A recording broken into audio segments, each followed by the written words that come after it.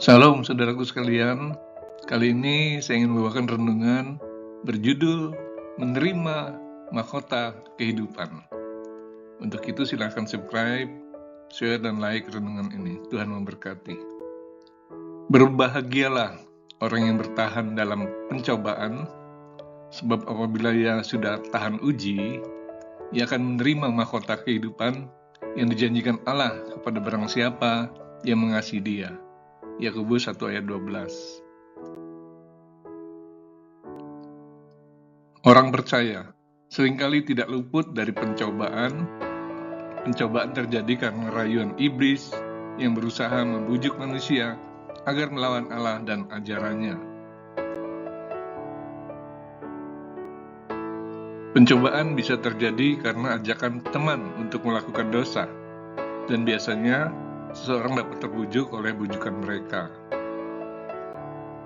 Namun yang paling banyak terjadi adalah karena kehendak diri sendiri demi menuruti nafsu kedagingan yang bertentangan dengan ajaran Tuhan. Menuruti nafsu perjinahan, keserakahan atas kekayaan dan kedudukan, kesombongan dan keinginan mendapatkan pujian, serta ketidakpedulian terhadap orang lain dan lingkungannya. Pencobaan ini begitu menggoda, sehingga bisa membuat orang percaya lupa diri dan menjadi bebal. Amsal 14 ayat 16 berkata demikian, orang bijak berhati-hati dan menjauhi kejahatan, tetapi orang bebal melampiaskan nafsunya dan merasa aman. Orang percaya yang terjatuh dalam pencobaan demi menuruti nafsu keduniawian mungkin akan menikmati kesenangan yang memuaskan kedagingannya. Namun, semua kesenangan itu hanyalah bersifat saat saja. Jika tidak segera sadar dan bertobat, dia akan menjadi budak nafsu yang makin lama makin menjeratnya. Imannya lama-kelamaan akan menjadi rapuh. Dia bukan lagi hanya sekedar terjatuh dalam pencobaan, namun secara sadar hidup dan menceburkan diri ke kubangan dosa.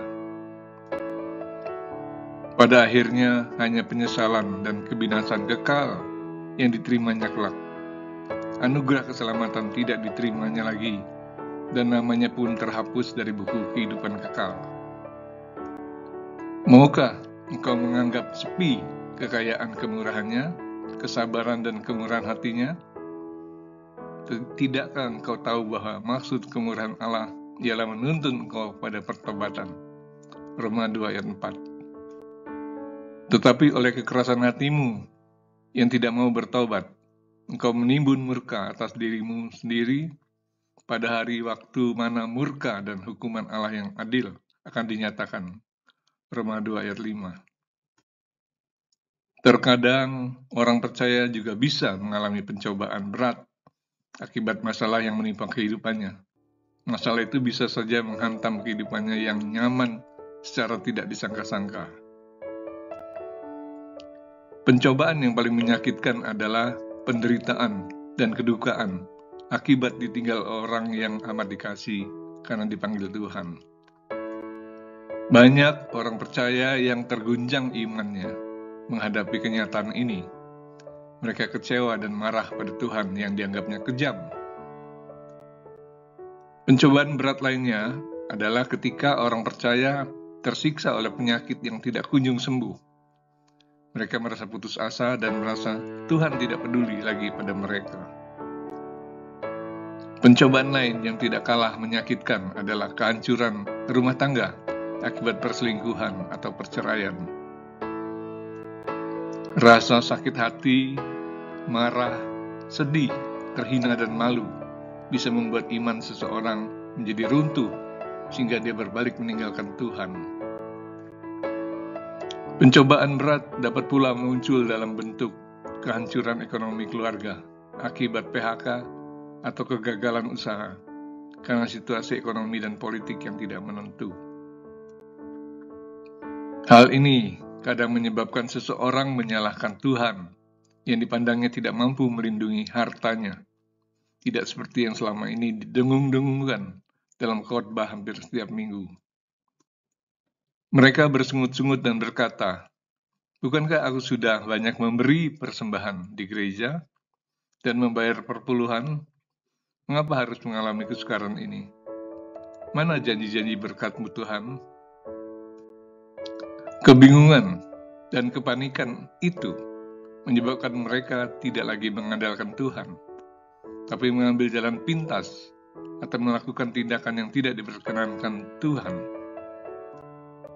Sebagai orang percaya, kita harus kuat dan tahan uji terhadap pencobaan dalam bentuk apapun, baik bujukan berbuat dosa maupun akibat terkena masalah berat, sebab orang yang tahan uji akan menerima mahkota kehidupan. Lawanlah godaan iblis dan nafsu kedagingan, sebab itu akan menghancurkan hidup kita. Percayakan hidup ini sepenuhnya pada Tuhan, baik dalam keadaan senang maupun susah, sebab Dia sanggup menolong kita mengatasi segala pencobaan tepat pada waktunya.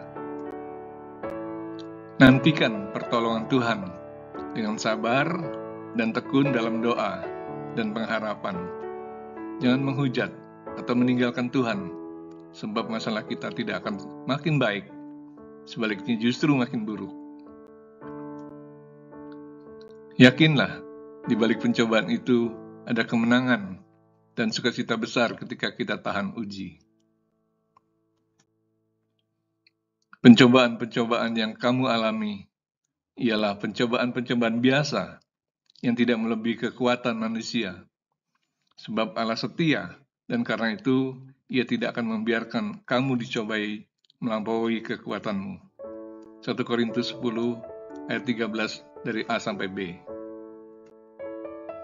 Pada waktu kamu dicobai, Ia akan memberikan kepadamu jalan keluar, sehingga kamu dapat menanggungnya. 1 Korintus 10 ayat 13c. Jangan memberi celah pada pencobaan untuk menjatuhkan kita. Bersama Tuhan, kita pasti mampu bertahan terhadap ujian dan dapat mengatasi pencobaan dalam bentuk apapun. Apakah saat ini engkau sedang menghadapi pencobaan yang terasa amat berat dan nyaris tidak tertahankan? Sesungguhnya tidak ada yang mustahil bagi Allah. Dia sanggup memberi kemenangan padamu. Katakan dengan iman, "Tuhan, ketika nafsu duniawi mencobaiku, aku mampu melawannya bersamamu. Ketika pencobaan menghantamku, aku percaya dan berlindung sepenuhnya padamu, yang akan menolongku menyelesaikannya. Ketika aku disakiti dan dihianati seseorang, aku mengampuni dan mendoakannya dengan kasih. Ketika badai kehidupan menerpa diriku, aku akan terbang tinggi bagai Raja Wali dalam naungan sayapmu. Karena aku percaya, jika aku bersamamu, aku pasti tahan uji dan akan menerima mahkota kehidupan." Amin.